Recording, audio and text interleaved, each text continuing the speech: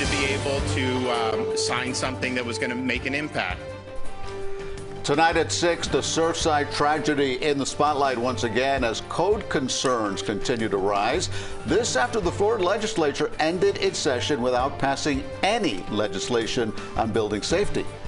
We're live on air and always streaming on CBS News Miami with the CBS News app. Good evening, I'm Elliot Rodriguez. And I'm Lauren Pastrana. This is a CBS 4 story that we've continued to investigate since the legislative session ended, and CBS 4's Jim DeFede joins us now. Jim, for the past few weeks, you've been the only local reporter, it seems like, handling this story. And a lot of people say that Governor Ron DeSantis didn't do very much during this session. You know, that's a criticism that he's faced. And one of the things that was clear during this legislative session is that when the governor had something he really wanted to convey to legislators, he wasn't shy about doing it. But when it came time for condo reform and making building safety and doing better inspections, the governor really was nowhere to be found. Actually, when we literally were there right when Surfside happened, I said, whatever needs to be done, I want to support. Governor Ron DeSantis responding to criticism that he did not do enough during the legislative session to help pass a bill making condos safer following the Surfside collapse. We were very receptive. We wanted to be able to sign something that was going to make an impact. But the idea that somehow I was trying to not support it was not true. The issue wasn't whether DeSantis would sign a bill, but rather did he or his staff work with legislators to come up with solutions.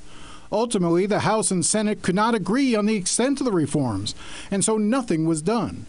Last week, Martin Langsfeld, whose sister Nicole died in the collapse, criticized the governor for not stepping up and leading on the issue. He did absolutely nothing. Once the cameras left, maybe 3 weeks after the collapse, he left.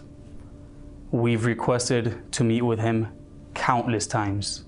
Many families have requested to meet with him, and he acts like we do not exist. It seems he doesn't care if another building collapses.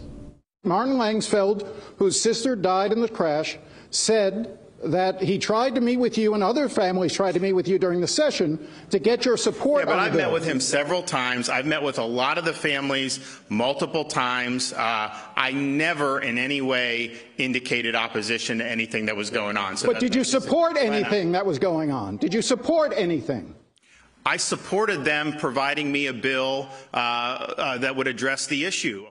On Tuesday, Congresswoman Debbie Wasserman Schultz released a letter signed by other members of Congress calling on DeSantis to find a way to address the safety reforms immediately.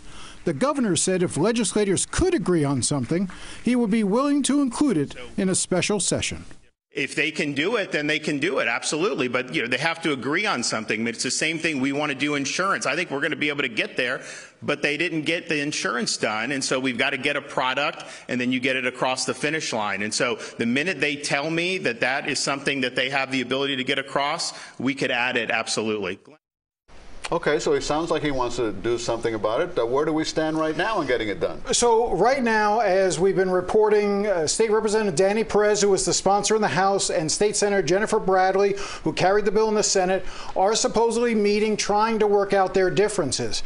So right now, they are trying to come to some agreement that can move the bill forward. If that happens, now the governor has committed to saying, yes, he would hold a special session, maybe included with the special session on insurance, and get something passed rather than waiting an entire year. But really what they're looking for as well is not just for the legislature to come to him. There are legislators who I know would like to know what the governor's opinion is.